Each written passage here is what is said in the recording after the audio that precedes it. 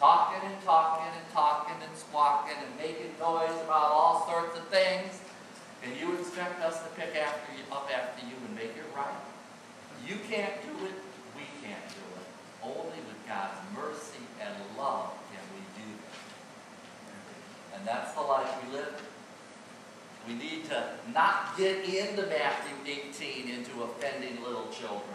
We need to not get into Matthew 18 and causing these big offenses. Lord, by your Spirit, let me talk in love. I almost wanted to use that hymn, oh, may I have 1,000 tongues to sing my great Redeemer's praise, that we're doing our best to try to be an encouragement. Oh, how much better we're off. But we're human, and that doesn't happen. And I've had a rough couple of weeks here myself. That's how I'm talking about this. Rough couple of weeks just with work, and not so much at home, but in the community, churches I'm at, and doing weddings and sort of just trying to keep track of what's going on.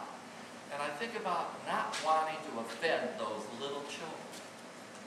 And I think of I'll say it, the pastor friend of mine, who every time I get together or run into this pastor, he has a story to tell me about how he told someone off that had offended him. And he had to set them right.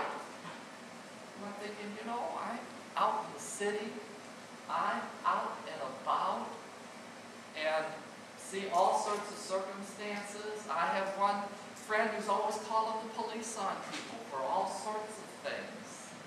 And this pastor friend who's always offended. And my honest thought is, these are people that are just offended too easily. They're too prideful. They're too self-centered. They let every little thing and build up and build up. They want it just their way. And it just doesn't go that way when we live in a community, when we're in a church. That's why the Apostles' Creed, the Lord's Prayer, right after it says our daily bread, and we come together, we have the forgiveness of sins. The same thing in the Apostles' Creed. We believe in the Holy Christian Church, the forgiveness of sins. We need to have forgiveness. We need to know that all of sin has come short of the glory of God. Because none of us gets it, and we get tired, we get stressed, we get worn out. Every one of us knows that. I have that pastor friend who's always offended. And I sometimes wonder, oh, I hope I don't run into him. Because everything offends this guy. Okay? And maybe I'm just the one he feels safe with that he can share. I was afraid for the first time making a visit this past week. I subtitled my little portion, Fearful in Glenville, and I'm in Glenville all the time making visits in people's homes.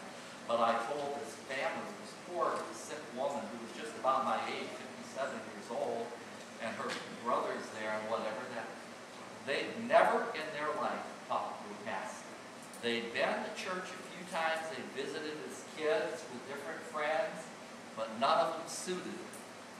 And I said, well, I really just want to be a gentle encouragement at this time of your suffering and the illness. And I felt fearful of this man. He attacked me about how could you possibly encourage somebody who was sick and had a terminal illness. I said, but the mercy of God isn't limited by illness and by friends and family taking care of one another. And I know a lot of you have cared for those who are sick, visited those who are sick. And our readings just a few weeks ago again from Romans said, those of you who are merciful, do it cheerfully. Do it with an honest heart. And this guy began to tell me what's wrong with the health system, the pharmaceutical system, the different churches he heard about. This last week I also visited with a man at the bedside of his, again, a brother this time, who was probably in his 50s, very ill.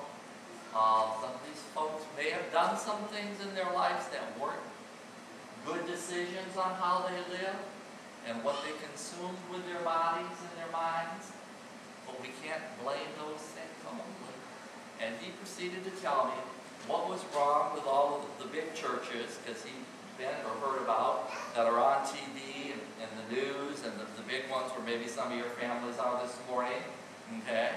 and about how they focus on money, or they're too much into business, or, you know, the service is too this or too that, or the person. One of them, I have to be careful. He informed me that one of the big churches, one of the big revival centers, a husband and wife team, the wife likes to tell stories like I just did about feathers, and I tell jokes every now and then. He says, there should be no jokes or stories in a sermon. It should just be different. Okay, and he knew. Hadn't attended that many churches, but it was a sin to include a story or a joke in a sermon. I said, well, I guess I missed on that one, and he better not be coming by StPhilip's when I'm around, because he may hear a few jokes. I'm not going to invite him. And all the churches he had attended on 105, you know, there's a whole string between, you know, University Circle, Wade Park, and up to St. Clair, and a few on 93rd, a few on... He'd been to a lot of them. Man, we should be bursting at the seams here with all their problems. Here, we're doing pretty darn good. Okay.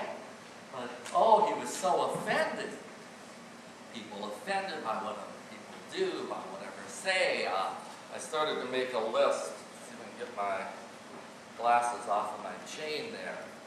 You know, just all the different things of the problems. Oh, there was another church leader with a big concern. Whenever something went on in a service, like just now, I changed the melody of a hymn from what it was, because I thought it would be easier, he'd come and say, oh, Pastor, I'm weak in faith, and you know, you changed that. That's the way they put it in the hymnal. You shouldn't change that. And that really offended me and disturbed my spirit.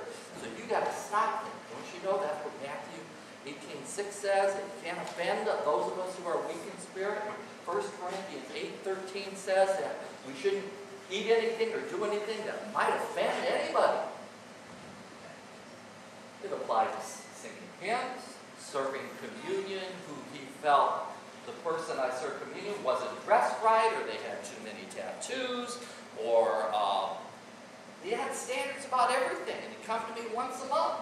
Oh, I'm really offended because of this, and it had better change. And when I suggested that if he was that weak in faith and easily offended by so many things, that maybe he shouldn't be serving as a leader in the church. This, of course, greatly offended him. That, you know, at his age, if all these little things were setting him off so greatly, that they were a great problem. And he was coming to me, like Matthew 18 said. He was actually very manipulative, self-serving, and it's dangerous. They're wolves in sheep's clothing, saying, well, I wanted it this way, and it didn't happen that way. Therefore, the church, the pastor, the elder, the deacon, the sweet mother of the church who did the whatever, oh my goodness. Yes, the besetting sins it talks about. How do we get those right? Of gossip and slander and pride and persnicketiness and false humility. Humility. Boy, I tell the weather's got me this past couple of weeks. False humility.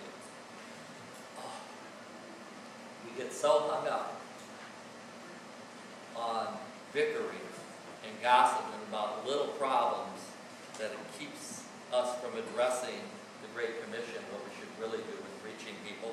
Because what people know about some churches is that the pastor's wife wears too much perfume. I don't like perfume. I have allergies. But that's what they know. Or that this or that, or what other thing, or